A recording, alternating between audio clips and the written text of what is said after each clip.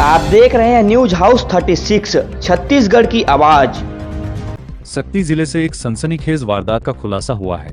प्रेम संबंध में रोड़ा बन रही महिला की 4 लाख की सुपारी देकर हत्या करवा दी गई। पुलिस ने झारखंड और महाराष्ट्र तक दबिश देकर 9 आरोपियों को गिरफ्तार किया है। 26 जून 2026 को सिटी कोतवाली थाना के ग्राम जोंगरा में दिन दहाड़े सनसनी फैल गई। पूर्णिमा चौहान उर्फ पूनम को 2 नकाबपोश बाइक सवारों ने पिस्तौल से गोली मारकर मौत के घाट उतार दिया और फरार हो गए। वारदात की गंभीरता को देखते हुए एसपी प्रफुल्ल ठाकुर ने तुरंत एसआईटी गठित की।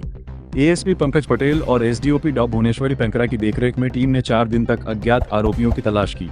जांच में बड़ा खुलासा हुआ। पूर्णिमा का रायगढ़ के बेल्लारी निवासी मुरलीशंकर चौहान से प्रेम संबंध था। मुरलीशंकर और पूर्णिमा आयुर्वेदिक दवाई का प्रचार करते थे और इसी दौरान दोनों करीब आए। इस बात से मुरलीशंकर की पत्नी चंपा चौहान नाराज थी। पति पत्नी में लगातार झगड़े होते थे।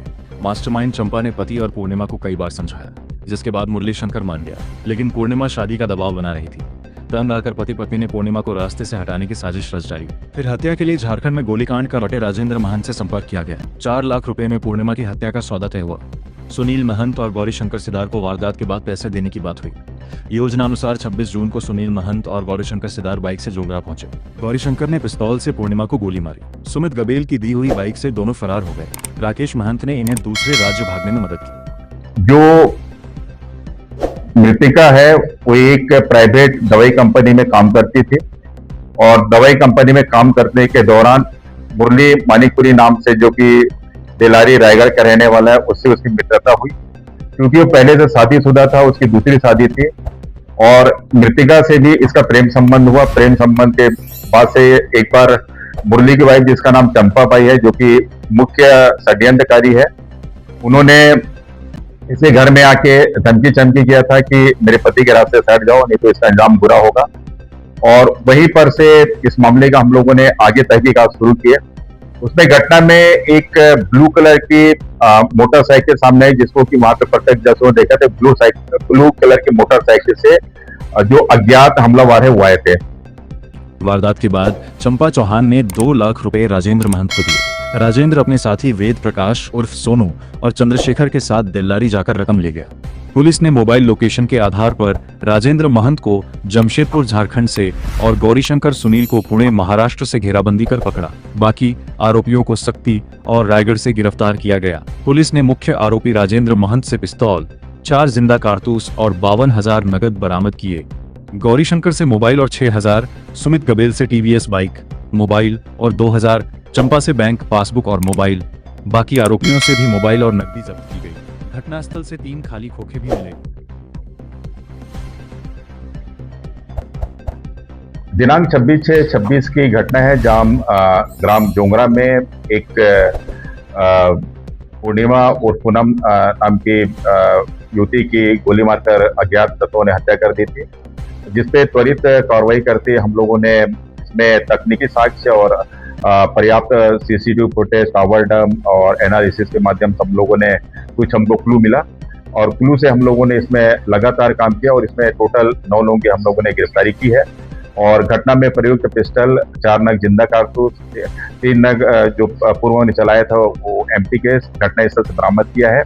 और ये सुपारी किलिंग का मामला था, इसमें 4 लाख में सौदा हुआ था। ये जो मुख्य अभियुक्त है चंपा बाई मानिकपुरी, वो चाहती थी कि वो इसके रास्ते से हट जाए पूनम, इसीलिए अपने पति और अपने पुराने परिचितों से मिलके घटना तो रचना किए थे। और इसमें टोटल 9 लोग शामिल हैं, सभी के अरेस्टिंग हो गई है और घटना में प्रयुक्त 2 मोटरसाइकिल भी बरामद कर ली गई है और 7 मोबाइल भी और तकरीबन 71,000 रुपया भी हम लोगों ने बरामद किया है। और फिलहाल इसमें बीएनएस की धारा 103(1), 61(2), 35 और 25(27) आर्म्स एक्ट के तहत अपराध पंजीबद्ध कर विवेचना में लिया गया है। और इसमें हम लोग अभी इसमें पीआर लेंगे और पीआर लेने के बाद और भी पूछताछ करेंगे।